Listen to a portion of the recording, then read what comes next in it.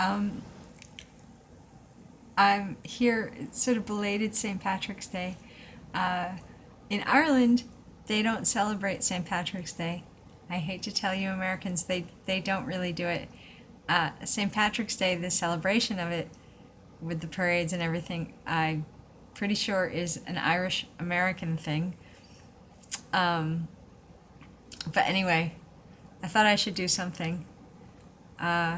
Not really doing it for that reason, but I've got my Irish hat, and I wanted to read one of my really all-time favorite poems. This poem by SEAMUS HEANEY is really, oh, here I am in the kitchen. You can see I love my kitchen.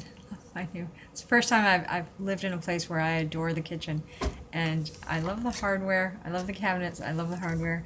This one's a little loose. I think I'll tighten that after the video. Rattle. Don't like that. Need to tighten that.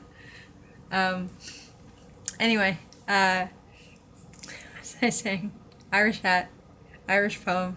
SEAMUS HEANEY. I'm so sad. He's one of my favorite people ever, and so inspiring. I'm so sad that he's gone, not just for the sake of him and his family, but selfishly because I wish he could have given the world decades more of his extraordinary poetry. Was exposed to him when I was very young, and very much wanted, he was one of the people that very much wanted me, made me want to be a writer and a poet. And I was just spellbound with what he could do with language.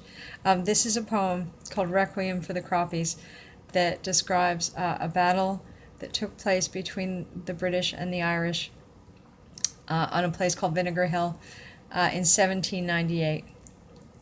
And Macomb and Clancy, the team of musicians, used to read this between sets of their music.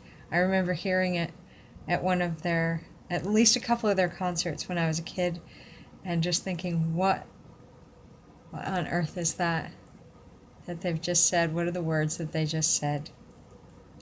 Sorry, long introduction, longer than the poem, I think. Requiem of the Croppies. The pockets of our great coats full of barley. No kitchens on the run, no striking camp. We moved quick and sudden in our own country. The priest lay behind ditches with the tramp. A people hardly marching on the hike. We found new tactics happening each day. We'd cut through reins and rider with the pike and stampede cattle into infantry. Then retreat through hedges where cavalry must be thrown until, on Vinegar Hill, the final conclave, terraced thousands died, shaking scythes at cannon. The hillside blushed, soaked in our broken wave. They buried us without shroud or coffin, and in August the barley grew up out of our grave.